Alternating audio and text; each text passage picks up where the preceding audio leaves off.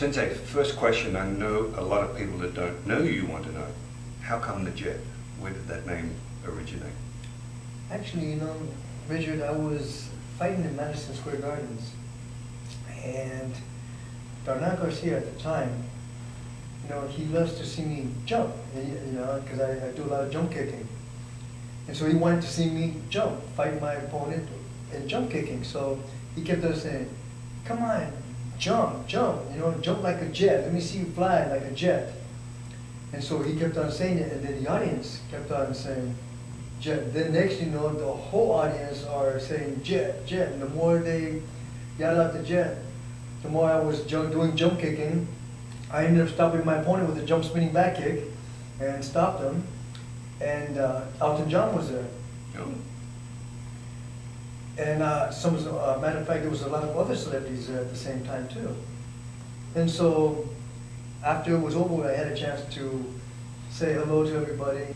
So then a year and a half later, Benny and the Jets came out, and I've been Benny the Jet ever since then. But you saying that maybe inspired Elton's? Maybe, huh? Maybe, maybe not. But I'll just put it this way: just like the song "Jump," from Van Halen with David Lee Roth. He was my student at the time, and he wrote the song "Jump," and I inspired him, and he wrote the song for me. Very cool. Jump, yeah. So let's get to the curriculum. Sure. Now I believe the curriculum's been with you for a long time. What year did you come up with this?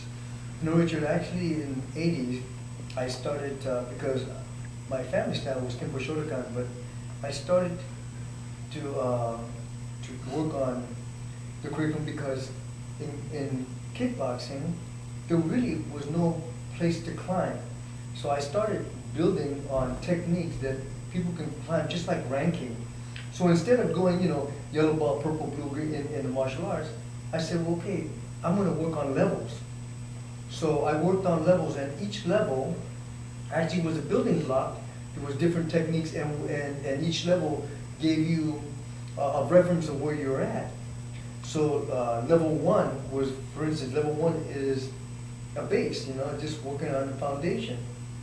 And level one was just getting people to this physically learning how to move in kickboxing, learning how to move and building a foundation, moving forward and backwards and using striking.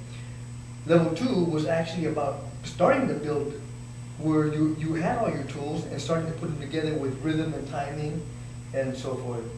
Level three was actually your what I call glazing to carry water, means that they're actually threat. You're actually being punched and kicked at, and if you don't move, you get hit. Because the reality of it is, if I'm punching at you and there's no threat, why would you block? But if I'm punching at your face and you're getting out of the way, and that's the reality. So level three became exactly that, where you can actually start to make that contact of feeling. Sensei, before we get into the real details of the curriculum, Right. It's unique, right? I mean, this curriculum is your expression of kickboxing. Well, actually, through all the styles that I've studied, through all the competition I've been in, and especially around the world, and I had a chance to deal with such great masters in different countries and different warriors from different countries, that I had a chance to really test the art of what I knew to be the art and full contact. But when I started changing it, it's because I started recognizing that all the technique that I was doing had to be modified as I was going along. For instance, I fought in Mexico City. They had such good boxing hands that I actually modified, because I realized that they had some good boxing techniques that I could use and modify for kickboxing. So I started changing as I was going along in every country. I started realizing a lot of the techniques I had to change. And this is why I recognized that it was important to actually put it in a system, that the curriculum that will be able to, you can actually see yourself grow in it. And so the foundation, level one was about having a good foundation and understanding all your tools, all your defense and your offense tools. So I made sure that level one was strictly about having a good foundation, strictly about learning how to root in deep, so that way it's, to me, I believe, Richard, either you learn to memorize it, and then you learn to do it enough till you know it, then you learn to own it. To own it means I can do it without thinking. So my students, I get them to the point where they can actually do it without thinking, just responding. And that's when you know you own the technique.